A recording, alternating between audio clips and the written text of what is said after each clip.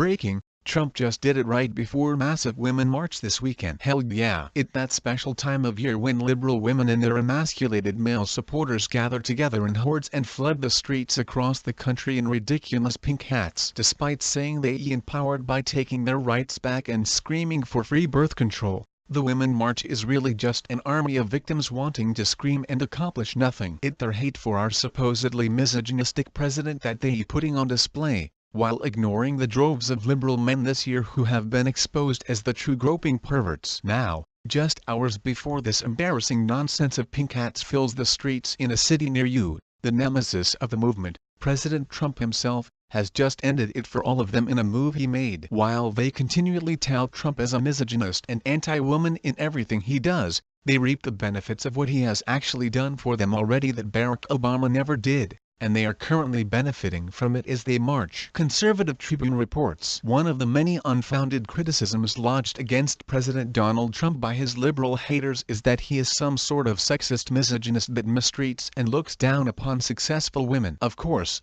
anyone who knows or has been following Trump for any amount of time and who has a bit of intellectual honesty understands that such a smear couldn't be further from the truth. The reality of the situation, as laid out in detail in an op-ed for The Hill by GOP strategist Jen Kearns, is that Trump actually has more women at senior levels in various parts of his administration than any of his recent predecessors, including former Presidents Barack Obama and Bill Clinton. Also, it is worth noting that several of those women are minorities or descended from immigrants to America. Unfortunately, the vast majority of the liberal media has decided not to report on that fact in favor of perpetuating the narrative that Trump hates women, minorities and immigrants. It also of note that Trump has more females on his staff than any president before him, and his campaign manager at the end of his election was a woman, who has received endless insults from the left. They want to talk about rights and respect, but trash the man who grants both the women in this country far more than his predecessor. So,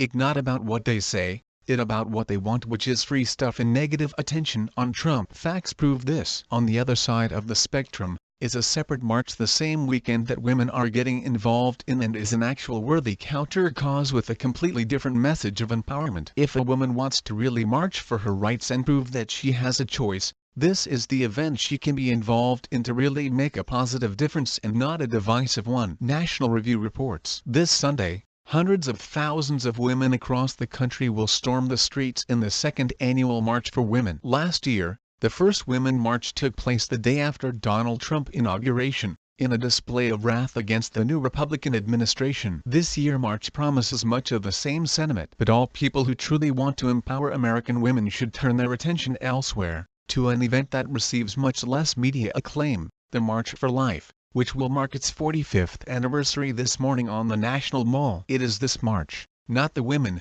that presents a unified, pro-woman message, instead of a narrow agenda driven by identity politics. The March for Women, in spite of its title, is defined not by what it stands for but by what it stands against, more specifically, who it against. It a direct response to the fact that millions of Americans elected Trump, and these women and their male allies are driven by animus against him, whom they view as the leader of an oppressive system that robs women of rights. Maybe they are correct, maybe not, but a movement fueled primarily by what it against is not a movement that will last. The problems they lament existed long before Donald Trump, and yet there were no pink knitted PY hats marching en masse until his election. And while their concerns will outlast Trump, too, the Women March has already proven itself to be just another means by which the left expresses the rage of the current moment. Its leadership and platform discourage broad cultural support, and, just 1 year into its existence, its internal fractures are already showing. It's time that women really take womanhood back, and we have our president to thank for making that even possible. He recognizing talent, intelligence, and ability in a person as to who to select for professional positions and not just their gender. And this what feminists say they want. It what they have now that they didn't have before, but they too busy protesting without a cause to see it.